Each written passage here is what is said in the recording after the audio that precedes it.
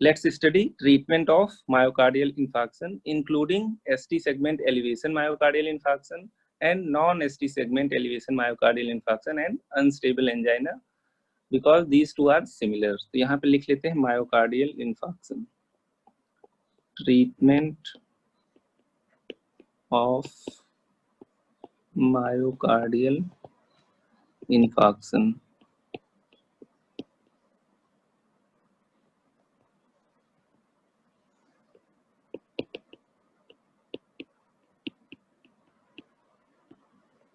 As we know that myocardial infarction can be of two types. पहला है non-ST segment elevation myocardial infarction या unstable angina, दोनों का treatment similar है. इसके अलावा आपका है ST segment elevation myocardial infarction, जिसमें आपने देखा था कंटिन्यूअस 2-3 लीड्स में ST segment रेज्ड रहेगा. तो हम लोग एक बार जो आउटलाइन पढ़े थे पहले उसको दोबारा बना लेते हैं. तो किसी को अगर मायोकार्डियल इंफार्क्शन हुआ तो हम लोगों को ब्रॉडली डिवाइड करना है, ईसीजी करा के देखना है कि किस टाइप का मायोकार्डियल इंफार्क्शन है. ठीक है, तो हम लोग इस तरफ लिख लेते हैं ST segment elevation myocardial infarction, इस तरफ लिख लेते हैं non ST segment elevation myocardial infarction, STEMI and non STEMI. तो इन दोनों को हम लोग अलग अलग लेके चलते हैं, लेकिन प्राइमरी इमरजेंसी मैनेजमेंट सेम होता है ना. तो यहाँ हम लोग लिख लेते हैं एसटी सेगमेंट एलिवेशन.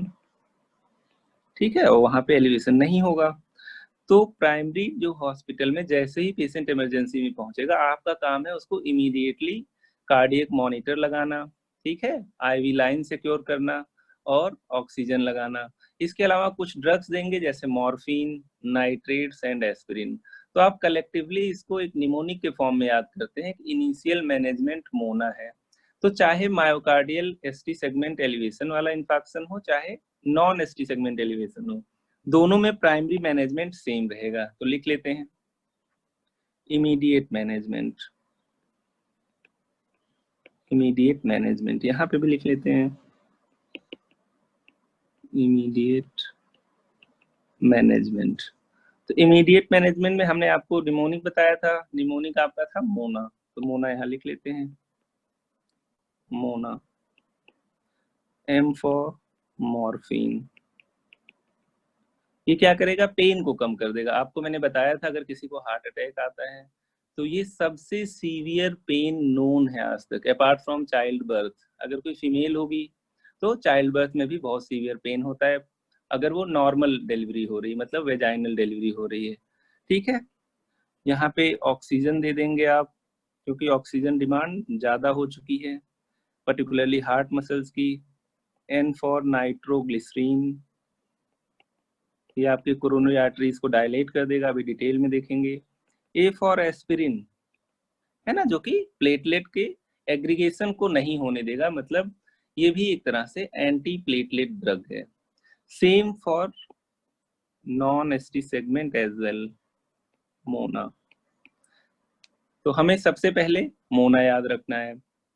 अब देखिए आपका ये पर्पस ये था कि यहाँ पे पेशेंट को इमरजेंसी में जल्दी जल्दी जो भी दिया जा सकता था दे दिया गया, ताकि उसकी मॉर्टेलिटी या मॉर्बिडिटी कम हो जाए, कि कुछ उसे हेल्प मिल जाए.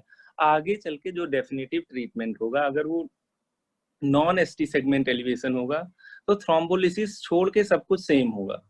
आपको कई बार बताया जा चुका है कि non ST segment elevation myocardial infarction में थ्रोम्बोलिसिस नहीं देंगे, और क्यों नहीं देंगे ये भी बता दिया गया है. इसके अलावा बाकी ट्रीटमेंट सेम होगा. तो हम लोग अब जो इसके अलावा ड्रग्स देंगे उसको कहते हैं स्टार्टिंग एडिशनल ड्रग्स और ट्रीटमेंट या स्टार्टिंग एडजंक्टिव ट्रीटमेंट. तो लिख लेते हैं आगे. इसके बाद हम लोग करेंगे स्टार्ट एडजंक्टिव ट्रीटमेंट.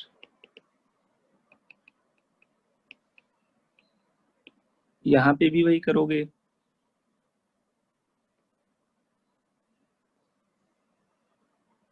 स्टार्ट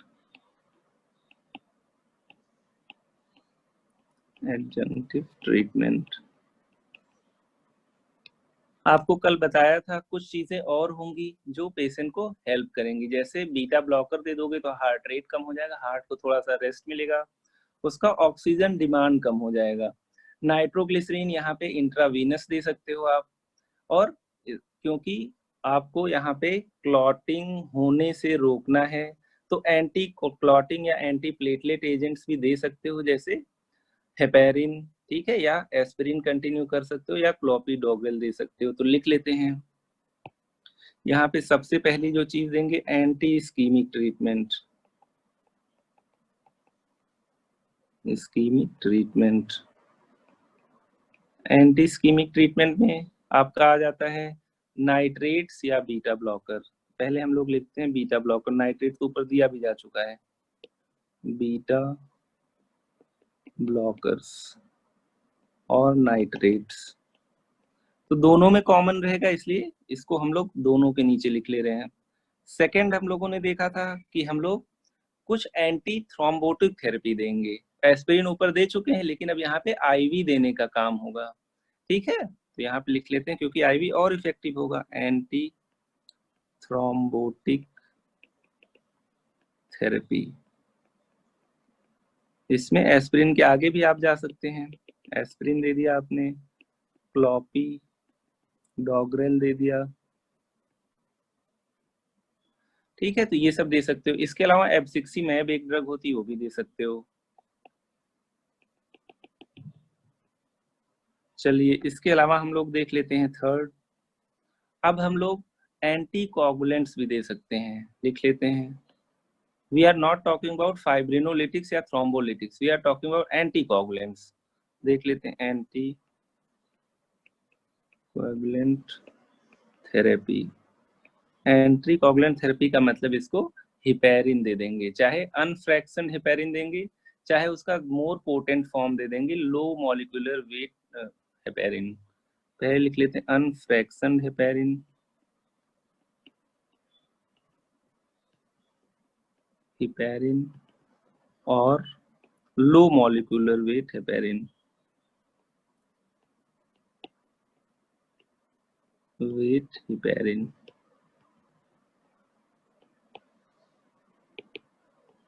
तो इतनी चीजें आपने देख लिया, ये बेटा दोनों में कॉमन है यहाँ तक, ठीक है। अब ये डिसाइड करना होता है कि कितना ब्लॉकेज है, एसटी सेगमेंट एलिवेशन है या एसटी सेगमेंट डिप्रेशन है।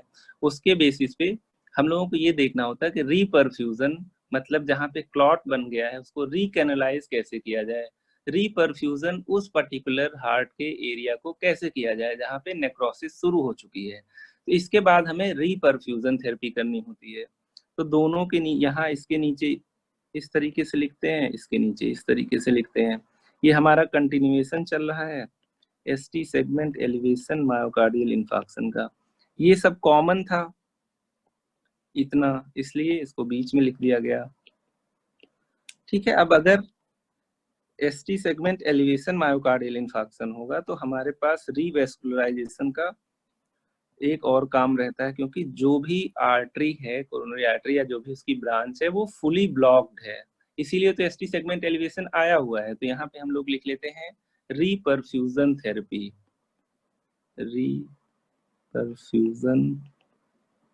थेरेपी, ठीक है। तो यहाँ पे हम लोग चाहे उस क्लॉट को डिसॉल्व कर सकते हैं तो थ्रोम्बोलिटिक्स दे देंगे, जैसे स्ट्रेप्टोकाइनेज हो गया, रेटिप्लेज हो गया। या अगर हमें लगेगा कि थ्रोम्बोलिटिक्स नहीं दे सकते किसी भी रीजन से, फॉर एग्जांपल मान लीजिए पेशेंट को कोई ब्लीडिंग डिसऑर्डर है, आप क्लॉट डिसॉल्व करना चाह रहे हो लेकिन और भी कहीं ब्लीडिंग होने लग रही है, तो हम लोग ऐसे केसेस में फिर प्राइमरी परक्यूटेनियस इंटरवेंशन करते हैं, जिससे हम लोग क्या करते हैं, कोई स्टंट डाल सकते हैं या सिंपली एंजियोप्लास्टी कर सकते हैं, वहां बैलून जाके इन्फ्लेट कर देंगे। बैलून अगर इन्फ्लेट हो जाएगा तो क्लॉट्स ऑफ कोर्स टूट जाएंगे, ठीक है। तो यहाँ पे हम लोग लिख लेते हैं पहली चीज है थ्रोम्बोलिटिक्स, थ्रोम्बोलिटिक्स और फाइब्रिनोलिटिक्स, फाइब्रिनोलिटिक्स, है ना। तो ये हम लोगों ने देखा है एग्जांपल, स्ट्रेप्टोकाइनेज लिख लेते हैं, स्ट्रेप्टोकाइनेज। देखिए ये क्लॉट बनने से रोक नहीं रहे हैं, जो क्लॉट पहले बन चुका है उसे डिसॉल्व करेंगे, है ना। तो ये क्लॉट डिसॉल्विंग सब्सटेंसेस हैं, है ना, मतलब ये प्लाज्मिनोजन से प्लाज्मिन को एक्टिवेट कर देंगे। प्लाज्मिन जो होता है वो क्लॉट को डिसॉल्व कर देता है। इसके अलावा जो बेस्ट ट्रीटमेंट हमारे पास है that is primary percutaneous intervention, primary PCI, percutaneous intervention. इसी से हम लोग क्या कर सकते हैं, इसी के थ्रू हम लोग एंजियोप्लास्टी कर सकते हैं या हम लोग स्टेंट अप्लाई कर सकते हैं। अगर इन सब से काम नहीं चला, लास्ट ऑप्शन हमारे पास होता है CABG, coronary artery bypass grafting. आपको पढ़ा चुके हैं इसका डिटेल। थर्ड आपको हो जाएगा CABG, that is coronary artery bypass grafting. कल मैंने आपको बताया था इंटरनल मेमोरी आर्टरी को यहाँ लाके जोड़ सकते हैं या किसी वेन को कट करेंगे और किसी आर्टरी से इसके डिस्टल पार्ट को कनेक्ट कर देंगे ताकि एक ऑल्टरनेटिव सप्लाई हो जाए ब्लड की। अब देखिए हम लोगों ने इतना तो यहाँ देख लिया है, लेकिन आपका अगर non ST segment myocardial infarction होगा या अनस्टेबल एंजाइना होगा तो लगभग सिम्टम सेम होते हैं, तो एक ही जैसा ट्रीट करते हैं। तो यहाँ पे अब जो नेक्स्ट स्टेप होगा हमारा, पहला वर्ड लिख लीजिए, क्योंकि फुली ब्लॉकेज जो होता है फुल नहीं होता है, प्लस छोटा मोटा क्लॉट होगा तो डिसलॉज होके कहीं और चला जाएगा तो नया इंफेक्शन मिल सकता है, प्लस रिस्क ऑफ ब्लीडिंग हमेशा होता है थ्रोम्बोलिटिक्स देने पे। तो यहाँ पे लिख लीजिए बड़ा बड़ा नो थ्रोम्बोलिटिक्स। इसके अलावा इसी को कहते हो या फाइब्रिनोलिटिक्स, इन शॉर्ट कह सकते हैं। रिस्क बेनिफिट रेशियो देखा जाए तो रिस्क ज्यादा है, काम कम है इसका, ठीक है। But in high risk cases PCI should be done. अगर ज्यादा रिस्क है, उसको कभी MI हो भी चुका है या किसी भी टाइप से ज्यादा रिस्क इन्वॉल्व है, तो थ्रोम्बोलिसिस के बजाय आप जहाँ पे एथेरोस्क्लेरोसिस वहाँ एक स्टेंट डाल दीजिए ताकि वो एथरोमा और फर्दर ना बढ़े। तो ये हमारा एक ट्रीटमेंट प्रोटोकॉल होता है किसी भी मायोकार्डियल इंफाक्शन को ट्रीट करने के लिए। एक बार फिर से इसको अपसाइड डाउन देख लेते हैं कैसे कैसे हम लोगों ने प्रोसीड किया था, क्योंकि ये बहुत इंपॉर्टेंट है। फिर से देखते हैं treatment of myocardial infarction, heart attack की हमने बात की, तो हम लोगों ने शुरू से ही इसको दो पार्ट में डिफ्रेंशिएट कर रखा है, या तो ST segment elevation myocardial infarction होगा या तो नॉन ST होगा।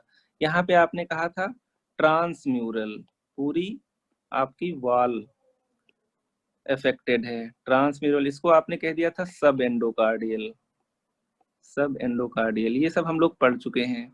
तो अगर ST सेगमेंट एलिवेशन मिलेगा continuous to more than 2 leads में, तो हम लोग प्राइमरी हॉस्पिटल में जो मैनेजमेंट करेंगे, इमरजेंसी डिपार्टमेंट में हम लोग पेशेंट को सब मॉनिटर वगैरह से कनेक्ट करके IV लाइन लगा के उसको फिर मोना देंगे, morphine, oxygen, nitroglycerin and aspirin.